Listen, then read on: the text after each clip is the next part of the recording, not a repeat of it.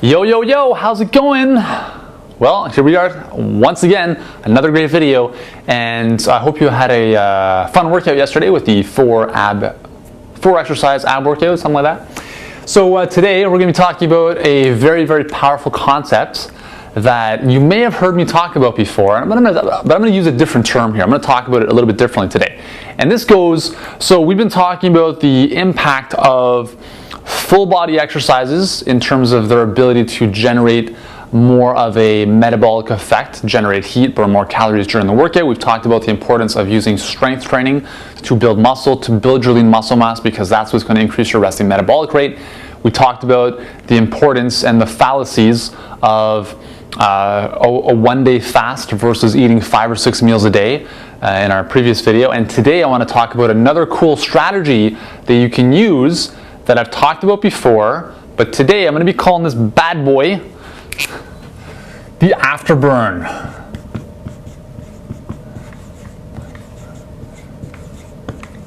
The afterburn. I probably should have wrote that in red. Probably would have been more suitable, right? Afterburn, burn. Okay, nonetheless. So what is the afterburn? Well, let's draw a little graph. As you can tell, I'm a big science geek. I love charts and graphs and stuff, and I love teaching this stuff to you. So hopefully I'm making it as simple to understand as possible. But just bear with me as we draw yet another graph. Okay, so what is the afterburn? Well, the afterburn is essentially a concept that denotes burning after. Hence the name. Wouldn't it be cool if you could sit on the couch or go back to work and still be burning calories passively? So the afterburn is what's going to help you do this. And another way of thinking about afterburn is another term that I've coined, I should probably trademark this, is passive fat burning or passive caloric expenditure. Doing this, we're active, right? I'm actively moving around. Passive, active. Passive, active. Okay? Wouldn't it be cool? We all know that we're going to burn calories. The afterburn helps us burn calories like this. Okay? So here's how this is all going to unfold, and this is why this is powerful. Because we know that, let's say 24 hours a day, let's say we sleep 8, so let's take 8 away, we have 16 hours left in our day. Of those 16 hours, what are we doing most of the time? Sitting around, unfortunately. And if we're lucky, we might go to the gym for an hour. So 1 out of 24 hours in a day, we are working out. Let's say we burn 1,000 calories. Well, that's great, awesome. But we've probably also consumed that through our diet. So what we need to do, aside from bigging up our resting metabolic rate, is doing things that are going to give you an extra edge. And the afterburn is going to help you do that because of this. So what is the afterburn effect attributed to? It's attributed to high intensity work. I'm going to show you how this works here. So this, this will be time. This will be intensity. Okay, so we have intensity and duration. The afterburn is a result of doing this. Okay, let's say you can be doing this on a cardio machine, you can do this body weight exercises with weights, it doesn't matter. The premise is the same. You have a bout of high intensity and you have a bout of low intensity. You have a bout of high intensity and a bout of low intensity. High intensity, low intensity, and so forth and so on. So what ends up happening here is we have this up and down wave-like trend, if you will, with respect to our intensity during our workout. This you may have also seen in other graphs that I've put together as in referring to something called as, I can't even speak English anymore, this is brutal. Something referred to as interval training. Okay? Interval training doesn't just have to be done on a cardio machine. If you're doing circuit training where you're doing, let's say, push-ups for 30 seconds and then resting for 30 seconds and then doing chin-ups for 30 seconds and resting for 30 seconds, that is a form of interval training. So interval training leads to this afterburn. Okay? Another way of looking at afterburn scientifically is a term called Epoch. And this stands for excess post-exercise oxygen consumption. Not to be confused with OPEC, which is a group of criminals we don't really like because they jack up the price of oil. But we'll save that for another video.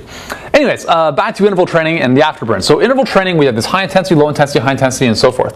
Why is this powerful? Well, a number of studies, and I've written reports on this before, have shown that the higher the intensity of the work And the longer the duration, there's obviously an inverse relationship because you can't keep working forever at a high intensity.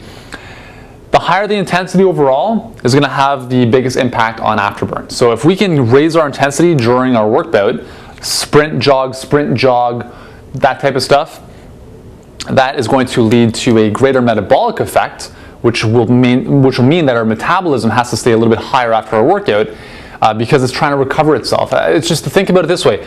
If you went on a track and ran a 100-meter sprint as fast as you possibly can and then stopped, just like literally stopped, what would happen? You'd be huffing and puffing, right? That is a very short-term acute depiction of Epoch. So you run a 100-meter sprint, you stop, you're huffing and puffing, huffing and puffing, huffing and puffing. Your body is trying to recover itself back to homeostasis, which is that point of balance. That same thing happens with your workouts. So on a larger time frame, you're working out high intensity, you're taking little breaks here and there. But at the end of the workout, when you stop, even though you're not huffing and puffing when you're driving home or driving to work, your body at a kind of a sub-level is still working and processing all this stuff, getting oxygen back into the cells and going through this whole process. And while it's doing that, it's burning calories. And this is the afterburn. So here's the other cool thing about interval training is that if we look at, a lot of people ask me, okay, Yuri, if I'm interval training, what should my ideal heart rate be? Well, it's impossible to say, and I don't really recommend using your heart rates because here's what happens. If the red here is the heart rate, what's going to happen is your heart rate is going to go up during the high intensity. It'll go down slightly during the recovery. It'll go up again, but maybe to a higher level during the next high intensity bout. It'll come back down, not to the same level. It'll keep going up, keep going up, keep going up, and keep going up. So your average heart rate over the course of your workout looks like this. This is known as cardiovascular drift, where your heart rate just naturally increases over the duration of the workout. And why this happens is because it just makes sense. Unless you're taking excessively long periods of recovery, your body cannot fully recover over 30 seconds if you're to do a high intensity bout for a minute, 2 minutes, 30 seconds, whatever it might be. This short amount of time in recovery is not enough to bring your heart rate down to a resting level. That's why the resting heart rates, let's say the resting heart rate was down here, we're never going to get close to that. And that's a good thing because again, we want to get our average heart rate over the course of the workout to a higher level. Because essentially how this works out is the steeper this slope is, so the slope of the average heart rate over our workout, the steeper that is, the greater its impact on afterburn, because our average heart rate over the workout is simply an indication of how intensely you've been exercising. Does that make sense? Isn't that cool how that works out? So really, really cool. So the afterburn is a very powerful tool that you can use in your workouts. For instance, this morning I took the dogs to the forest, as I normally do about 3 or 4 times a week. My body was pretty stiff and sore because I had a soccer game for my first game of the season yesterday, I think. I can't even remember when it was. But so I was a little bit stiff. I didn't really feel like going for a really intense run. So it was more of like a recovery run. And I almost lost Jax in the forest, which was a little bit disconcerting for a while. So in trying to find him, I ended up running some sprints. So I just said, okay, you know what? Originally was just going to be a recovery jog. I'm going to turn it into just an intermittent type of sprinting session. So it was intervals of walking and 50 to 100 meter sprints. So I did about 10 of them.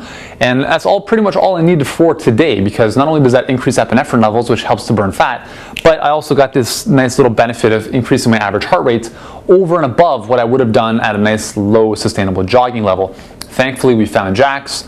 I was pretty worried for a little bit, as you can imagine. So that's what it is. How long do these workouts have to be? Not very long.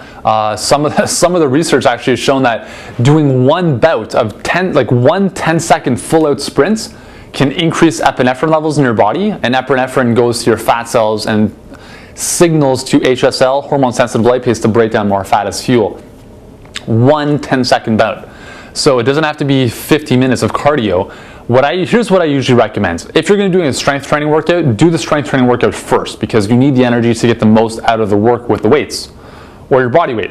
Finish off the workout with a 10, 15, 20 minute max, if you will, session of this interval training stuff to get the afterburn effect. Because here's the thing. You're going to get an afterburn effect from your workout itself, because if you're working at a high intensity, stimulating the muscles, using heavier weights, that in and of itself is going to provide some afterburn effect.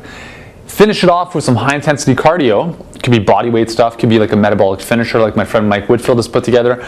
That, or hopping on the treadmill, hopping on the bike, elliptical, doing some of this kind of stuff.